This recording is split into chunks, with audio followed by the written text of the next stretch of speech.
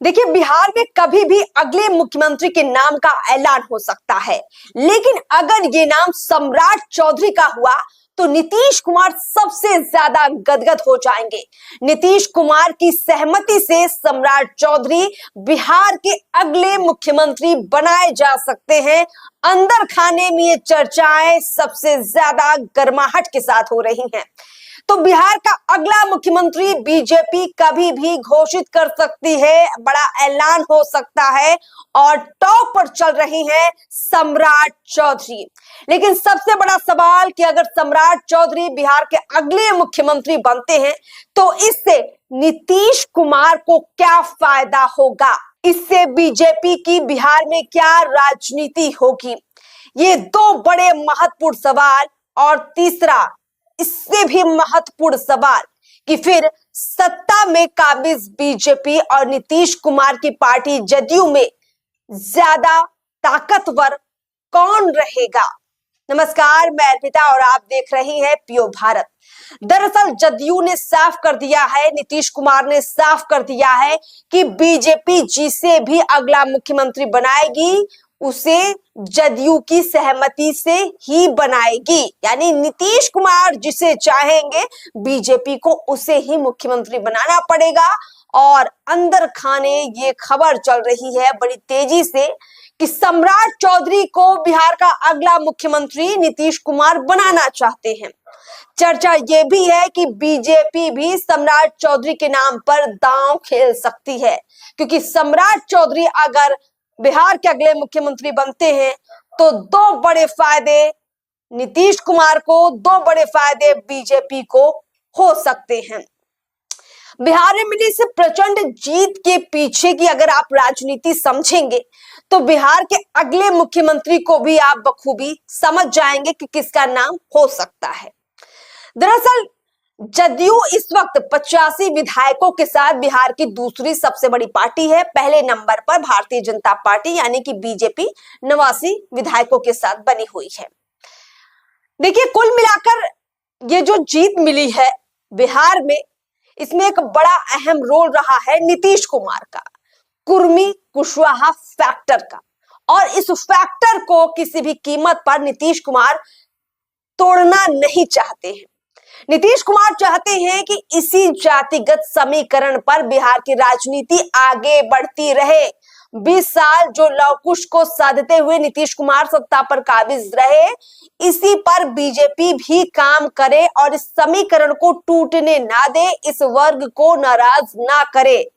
नीतीश कुमार जानते हैं कि अगर ये वर्ग नाराज हुआ तो इससे बड़ा नुकसान जदयू को हो सकता है। बीजेपी भी समझ रही है कि किस तरीके से उसने नीतीश कुमार के आगे, कुर्मी के आगे कुशवाहा को साधा और सम्राट चौधरी को बड़ा पद दिया, डिप्टी सीएम बनाया, एक वक्त पर प्रदेश अध्यक्ष बनाया और धीरे धीरे राजनीति में कद इतना बढ़ा लिया कि आज सम्राट चौधरी मुख्यमंत्री की कुर्सी के काफी करीब पहुंच चुके हैं। तो अब इस कुर्मी कुशवाहा समीकरण को बीजेपी तो तोड़ना नहीं चाहेगी। कुल मिलाकर अगर आप वोट बैंक की राजनीति को समझेंगे तो आपको पता चलेगा कि नीतीश कुमार ने कुर्सी जरूर छोड़ी है लेकिन पावर नहीं छोड़ा है। नीतीश कुमार बिहार में जिस राजनीति को सेट कर चुके हैं, जिस विरासत को सेट कर चुके हैं, उसे इतनी आसानी से बदलने नहीं देंगे। उनके बेटे निशांत राजनीति में है लेकिन उनका कद नीतीश कुमार जैसा नहीं है। यही वजह है कि नीतीश कुमार जदयू को मजबूत बनाए रखना चाहते हैं, उस समीकरण को साधना चाहते हैं जिस पर 20 साल नीतीश कुमार की राजनीति टिकी रही, कुर्मी और कुशवाहा की। दरअसल नीतीश कुमार ने जिस वोट बैंक को साधा है उसके बिहार में कुल आबादी बहुत ज्यादा तो नहीं है लेकिन लगभग 7% मानी जाती है। इसके अलावा नीतीश कुमार को अच्छा खासा वोट जो है महिलाओं का मिलता है, दलितों का भी मिलता है। और बीजेपी के साथ गठबंधन होने के चलते नीतीश कुमार अच्छी खासी संख्या में सवर्णों का वोट भी लेते रहे। नीतीश कुमार को मालूम है कि कुर्मी कुशवाहा टूटेगा तो धानुक भी टूटेगा और इससे लगभग 9% का वोट बैंक उनके हाथ से खिसक जाएगा। वोट बैंक खिसकने का मतलब है सत्ता हाथ से चले जाना। देखिए, राजनीति सिर्फ आज की नहीं होती है। कोई भी दल कोई भी नेता राजनीति आने वाले 10 साल 20 साल की राजनीति सोच समझकर ही करता है। और बिहार में भी जो सत्ता परिवर्तन हो रहा है, जो पावर का ट्रांसफर हो रहा है जदयू से बीजेपी की ओर, इसमें भी इस बात का ध्यान रखा जा रहा है कि आने वाले दिनों में बिहार की राजनीति में क्या जातिगत समीकरण होगा और लव कुश का जो समीकरण है क्या वो पूरी तरह से टूट जाएगा या उसको बनाए रखना जदयू और बीजेपी दोनों के लिए जरूरी है। तो इसका जवाब है कि बेहद जरूरी है। इसीलिए नीतीश कुमार ने ये शर्त रख दी है कि मुख्यमंत्री तो उनकी मर्जी से ही बनेगा और उनकी मर्जी नजर आती है सम्राट चौधरी में। पिछले दिनों समृद्धि यात्रा के दौरान भी आपने कुछ तस्वीरें देखी होंगी जहां नीतीश कुमार ने बकायदा नितिन नवीन और सम्राट चौधरी के कंधे पर हाथ रखा था। नीतीश कुमार के इशारे काफी होते हैं ये बताने के लिए कि उनके जहन में चल क्या रहा है। वो शब्दों से ज्यादा अपने इशारों से खेलते हैं। यानी सम्राट चौधरी बिहार के अगले मुख्यमंत्री 99% हो सकते हैं। इस बात को अब गौर करिएगा। जो जातिगत फैक्टर बिहार में है उसका ताना बाना भी आपको समझाते हैं, फिर आप और बेहतर समझ पाएंगे कि क्यों नीतीश कुमार कुर्मी कुशवाहा के समीकरण को तोड़ना नहीं चाहते हैं और बीजेपी भी क्यों इस पर सहमति जता रही है। दरअसल बिहार में सवर्णों का वोट लगभग 15% के आसपास है, जिसमें ब्राह्मण आते हैं, भूमिहार आते हैं, राजपूत आते हैं, कायस्थ आते हैं। ओबीसी की बात करें तो कुर्मी कुशवाहा में लगभग 7% कुर्मी कुशवाहा आते हैं। माना यह भी जाता है कि कुर्मी और कुशवाहा में तो शादियां भी होती हैं। यानी अगर कुर्मी मुख्यमंत्री नीतीश कुमार हटते हैं तो अगला मुख्यमंत्री अगर कुशवाहा बनेगा तो इससे कुर्मी को कोई दिक्कत नहीं होगी, क्योंकि इनके सामाजिक रिश्ते भी हैं और इससे सत्ता का संतुलन भी बरकरार रहेगा। अब आगे बढ़ते हैं। नीतीश कुमार को धानुक का भी 2% का वोट मिलता रहा है। अगर कुशवाहा मुख्यमंत्री बनेगा तो ना तो कुर्मी नाराज होंगे ना ही धानुक नाराज होंगे, इनका समर्थन बरकरार रहेगा। अब आ जाते हैं दलित वोट पर।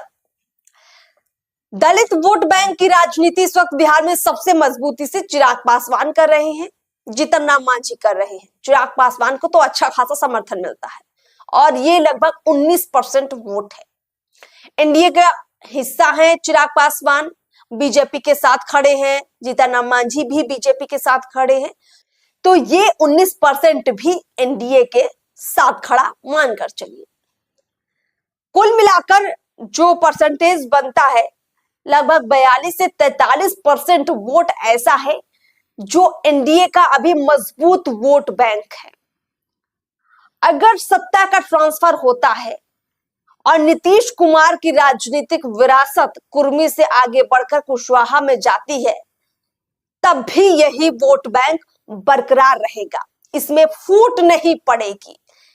ये जो बहुत बड़ा बहुमत मिला है बिहार के अंदर एनडीए को, नीतीश कुमार को, बीजेपी को, चिराग पासवान को, उपेंद्र कुशवाहा को, जीतन राम मांझी को, 202 विधायकों का जो आंकड़ा पार किया एनडीए ने, इसके पीछे ये 43% जो बिहार का वोट बैंक है ये बड़ा महत्वपूर्ण है और ये वोट बैंक नहीं टूटना चाहिए। इस पर नीतीश कुमार का पूरा फोकस है और बीजेपी भी कहीं ना कहीं इस पर राजी है। इस 43% वोट बैंक को ना टूटने देने के लिए ही सम्राट चौधरी को आगे किया जा रहा है और सम्राट चौधरी अगर अगले मुख्यमंत्री बनते हैं तो बीजेपी को दूसरा भी बड़ा फायदा होगा। हालांकि सम्राट चौधरी बीजेपी के बहुत पुराने खिलाड़ी तो नहीं है, राजद से कभी विधायक रहे सम्राट चौधरी, अब बीजेपी में बड़ी मजबूती के साथ है।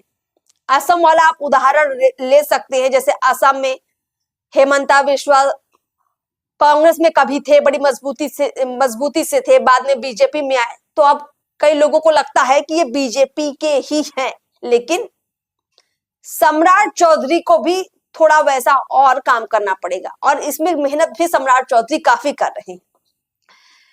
जो मॉडल यूपी में लागू है, योगी मॉडल, कुछ वैसा ही मॉडल बिहार में सम्राट चौधरी अपना भी लागू कर रहे हैं। वही लाव लश्कर, वही रौब, वही अंदाज, अपराधियों के मन में वही डर का भाव पैदा करना। बिहार में सुशासन की सरकार का जो दौर चला उससे आगे बढ़कर सुरक्षा का शासन भी बिहार में बने, उस पर सम्राट चौधरी काम करते हुए दिखाई पड़ते हैं अभी डिप्टी सीएम के रूप में। लेकिन अगर वो मुख्यमंत्री बनते हैं तो इस तरफ वो आगे बढ़कर बीजेपी की छवि को भी और मजबूत बिहार में कर सकते हैं। तो बीजेपी को ये दूसरा बड़ा फायदा होगा। अब यहां देखिए, नीतीश कुमार को दूसरा बड़ा फायदा ये होगा कि कल को अगर नीतीश कुमार चाहें तो अपने बेटे निशांत को भी इस मुख्यमंत्री की कुर्सी पर बिठा सकते हैं, क्योंकि कुर्मी और कुशवाहा का समीकरण नहीं टूटा होगा, ये वोट बैंक बरकरार रहेगा। तो जिस तरीके से नीतीश कुमार जैसे तैसे बीजेपी को मनाते रहे हैं, मुख्यमंत्री लंबे वक्त तक बने रहे, ठीक वैसे ही वो भविष्य में निशांत कुमार के लिए भी खेल कर सकते हैं, बीजेपी को राजी कर सकते हैं और निशांत कुमार को भी मौका दिला सकते हैं कि वो बिहार में भले थोड़े समय के लिए ही सही मुख्यमंत्री तो बन ही जाए। तो नीतीश कुमार का फोकस इस पर भी है। अगर कुर्मी कुशवाहा से हटकर ये सीट किसी यादव के पास, किसी ब्राह्मण के पास, किसी राजपूत के पास चली जाती है तो नीतीश कुमार डर जाएंगे, तब उनको बड़ा नुकसान हो सकता है। और इसीलिए बीजेपी के अंदर और जो बड़े नामों की चर्चा हो रही है, नीतीश कुमार नहीं चाहते हैं कि उनके नाम पर बीजेपी के आलाकमान मुहर लगाएं। नित्यानंद राय जैसे बड़े नाम, गायत्री देवी जैसे बड़े नाम, नीतीश कुमार को ये भले पसंद हो, लेकिन राजनीतिक रूप से नीतीश कुमार इनके साथ समझौता नहीं कर सकते, क्योंकि अगर ऐसा हो जाता है तो बिहार का राजनीतिक जातिगत समीकरण पूरी तरह से बदल जाएगा। फिर जदयू का भविष्य खतरे में आ जाएगा, निशांत का भविष्य भी खतरे में आ जाएगा। फिर ये 20 साल की विरासत नीतीश कुमार चाह कर भी अपनी पार्टी के लोगों को, अपने बेटे को नहीं सौंप पाएंगे। बीजेपी फिलहाल फोकस 2029 के लोकसभा चुनाव पर भी कर रही है। इसीलिए बीजेपी चाहती है कि जो 202 का आंकड़ा बीजेपी ने विधानसभा में छू लिया है, वैसा ही कुछ आंकड़ा यानी 40 लोकसभा सीटें हैं, उसमें बहुत बेहतर बीजेपी प्रदर्शन करे, भले ही इस समीकरण को लेकर ही करे, तो बीजेपी इसको लेकर ही आगे बढ़ रही है। बीजेपी को इससे कोई मतलब नहीं है कि बिहार में किस जाति का समीकरण चलेगा। बीजेपी को इस बात से मतलब है कि सत्ता की चाबी उसके पास रहनी चाहिए। बिहार में विधानसभा की और जो लोकसभा की सीटें हैं, ज्यादा से ज्यादा वो बीजेपी को मिलनी चाहिए। बीजेपी का यही फोकस है और इसीलिए वो बहुत ज्यादा नीतीश कुमार से जो है उलझ नहीं रही है, क्योंकि बीजेपी के अपने फायदे यहाँ पर बहुत क्लियर है। बहुत ज्यादा टकराव नहीं है, बहुत ज्यादा मनमुटाव नहीं है और इसीलिए दोनों लोग, चाहे वो नीतीश कुमार हो या बीजेपी हो, अपने अपने एजेंडे पर काम कर रहे हैं, आगे बढ़ रहे हैं। और हो ना हो, ये बहुत क्लियर हो जाएगा जल्दी ही कि सम्राट चौधरी मुख्यमंत्री बनने जा रहे हैं। लेकिन फिर भी 1% की अगर गुंजाइश बचती है कि बीजेपी मध्य प्रदेश, राजस्थान वाला कहीं खेल ना कर दे। अगर ऐसा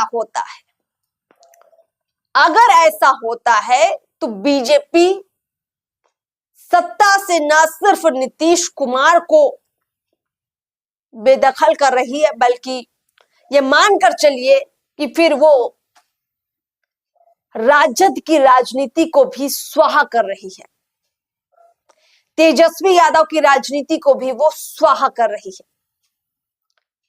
क्योंकि बिहार में जिस तरीके से यादव, कुर्मी, कुशवाहा की राजनीति होती रही है, मुस्लिमों की राजनीति हो रही है, चाहे एक तरफ MY समीकरण रहा हो, दूसरी तरफ लवकुश समीकरण रहा हो, यही दोनों समीकरण बिहार की राजनीति में बड़ी मजबूती से काम करते रहे हैं। और बीजेपी इससे हटकर अगर किसी और जाति के नेता को मुख्यमंत्री बनाती है तो ये दोनों समीकरण पूरी तरीके से ध्वस्त हो जाएंगे और एक नया समीकरण बिहार में खड़ा होगा। प्रश्न वही है कि इससे फायदा कितना होगा, और इसी प्रश्न की वजह से अभी फिलहाल वो नाम अनाउंस नहीं हो रहा है, जिसका इंतजार बिहार के लोगों को है, देश के लोगों को है, सभी पार्टी के लोगों को है, खास तौर पर बीजेपी के लोगों को है।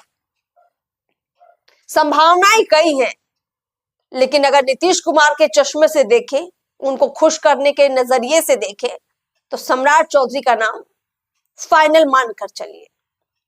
फिलहाल देखते हैं कि राज्यसभा का सदस्य बनने के बाद नीतीश कुमार की राजनीति क्या होगी और बिहार पर उनका फोकस कितना रहेगा।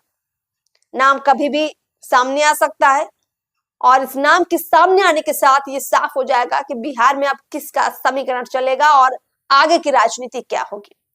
फिलहाल इस एनालिसिस में इतना ही। कमेंट बॉक्स में आप भी खुलकर बताइए, क्योंकि बिहार की राजनीति बहुत उलझी हुई है, इसको समझना इतना आसान भी नहीं है।